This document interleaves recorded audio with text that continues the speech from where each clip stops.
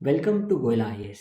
आज हम समझेंगे कि हरियाणा के जो नए डीजीपी आए हैं उसका चयन प्रक्रिया क्या है, कैसे उनको चयन किया जाता है और क्या हुआ है रिसेंटली। तो आपको जैसे पता होगा कि शत्रुजीत कपूर जी हैं, उनको शिफ्ट किया गया है और ओपी सिंह जी को बनाया गया है ऑफिशिएटिंग डीजीपी। आपको ध्यान रखना है, वर्ड ऑफिशिएटिंग डीजीपी बनाया गया है उनको हरियाणा का। तो अब हम समझते हैं कि न्यूज़ क्या थी। ये न्यूज़ आपको पता लगी, ऑफिशिएटिंग चार्ज मिला। ऑफिशिएटिंग में मैं स्ट्रेस दे रहा हूँ। अभी इसको हम समझते हैं कि क्या होता है ये, ठीक है, कैसे। तो सबसे पहले आपको समझना है डीजीपी कौन होते हैं। बहुत लोग सुनते हैं डीजीपी डीजीपी। तो DGP is the highest position in the state police force.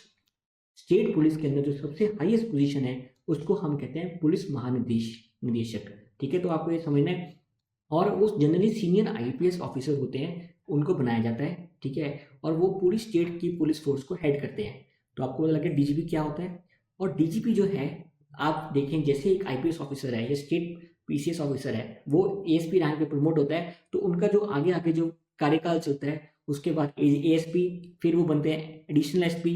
ठीक है, फिर एसपी, फिर डीआईजीपी, फिर आईजीपी, फिर एडीजीपी, फिर डीजीपी। तो जो एडी जीजीपी होती है वो लास्ट रैंक होती है। एक आईपीएस ऑफिसर जब स्टेट पुलिस फोर्स में आता है, जब आईपीएस बनता है, उसका सपना होता है कि रिटायरमेंट तक वो डीजीपी बने।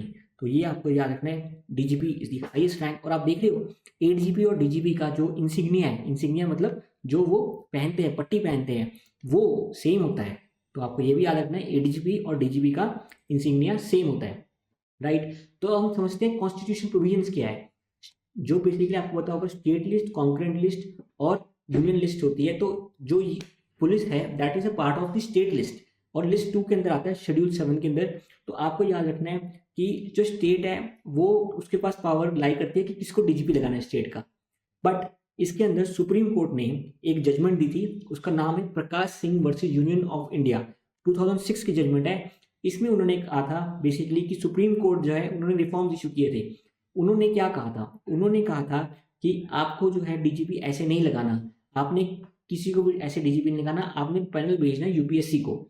यूपीएससी जो है वो डिसाइड करेगी, उनमें से 3 या 4 नाम शॉर्ट भेजेगी। आप अगर आप 6 भेजोगे तो 3 या 4 नाम भेजेगी। उन नामों को, उन नामों में से आपने एक नाम को जो है डीजीपी लगाना है।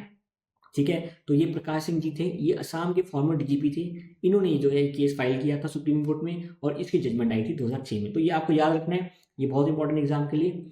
अब एलिजिबिलिटी क्या है, एक तो उनके सीनियर मोस्ट आईपीएस होना चाहिए, सीनियर होने चाहिए, कम से कम उनके पास 6 महीने की सर्विस है जो बकाया होनी चाहिए, और क्लीन सर्विस उनका रिकॉर्ड होना चाहिए। ऑब्वियसली कोई विजिलेंस इंक्वायरी या कुछ ऐसी इंक्वायरीज नहीं चलती होनी चाहिए, उनका क्लीन रिकॉर्ड होना चाहिए, और 6 महीने की सर्विस होनी चाहिए। अब देखिए, तभी आप देखिए ओपी सिंह जी जो हैं उनका सिर्फ 31 दिसंबर को रिटायर हो रहे हैं। तो वो ऑफिशियली डीजीपी बनाए गए हैं, डीजीपी नहीं बनाए गए। क्यों? क्योंकि उनका कार्यकाल जो है 6 महीने से ज्यादा का नहीं रहता, इसलिए उनको ऑफिशियली डीजीपी नहीं बनाया जा सकता गवर्नमेंट के बारे में। ये आपको क्लियर हो गया होगा इसके बाद।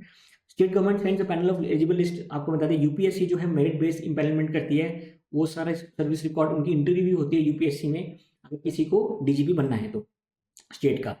ठीक है, और जो स्टेट गवर्नमेंट है वो ही उसमें से अपना चूज कर सकती है। स्टेट मैंने आपको समझाया कि जो यूपीएससी को नाम भेजे हैं उनमें से ही जो नाम वापस आए हैं उनमें से ही कैन, मतलब स्टेट गवर्नमेंट जो है वो बना सकती है क्या, डीजीपी। और जिसे ये क्या हुआ है कि सरकार जो है वो, मतलब जो केस हुआ था प्रकाश सिंह का, उसके बाद ये डिसाइड हुआ था कि मिनिमम 2 साल की सर्विस, मिनिमम 2 साल का टेन्योर जो है वो रहेगा, और एक्सेप्शनल सर्कमस्टांसिस में ही जो है इस टेन्योर को कम किया जा सकता है। तो गवर्नमेंट क्या कर रही है, गवर्नमेंट जैसे उत्तर प्रदेश गवर्नमेंट ने क्या किया, वो ऑफिशिएटिंग डीजीपी बना रही है। वो एक्चुअल डीजीपी हाई वो रख ही नहीं रहे, वो क्या कर रहे हैं, ऑफिशिएटिंग डीजीपी बनाई जा रहे हैं। ठीक है, उससे एक तरह से सर्कमवेंट कर रहे हैं यूपीएससी की सिलेक्शन को वो। तो आप ये समझ सकते हैं कि ऐसा होता है, क्योंकि जब तक इनके अप्रूवल्स वगैरह आते हैं तब तक वो जो ऑफिसर होता है वो रिटायरमेंट पे पहुंच जाता है, उनके पास बहुत कम टाइम बचता है। इस कारण जो डीजीपी लगने में इश्यूज आ रहे हैं स्टेट लेवल पे। ठीक है, it is not officiating DGP is a temporary solution, it is not a permanent solution. ठीक है, ये आपको क्लियर हो गया। तो आप देख सकते हैं जैसे एचसीएस के रिजल्ट्स हैं, हमारे बहुत अच्छे रिजल्ट्स हैं हरियाणा सिविल सर्विसेज के। तो अभी रिसेंट 5 मार्च में एग्जाम होने वाला है, तो आप दिल लगा के तैयारी करें। ठीक है, बहुत बहुत मुश्किल से एग्जाम आता है। तो एचसीएस की, सीईटी की, हम सारे एग्जाम्स की तैयारी कराते हैं। हमारे हमारे आगे फैकल्टी है जो वो तैयारी कराते हैं। आपको पूरा lecture, study material, test series सारा कुछ प्रोवाइड किया जाएगा टीम के द्वारा। तो आप टेस्ट सीरीज भी देख सकते हैं, लेक्चर्स भी देख सकते हैं। वो आपको मज़ा आया होगा। Thank you very much for discussion.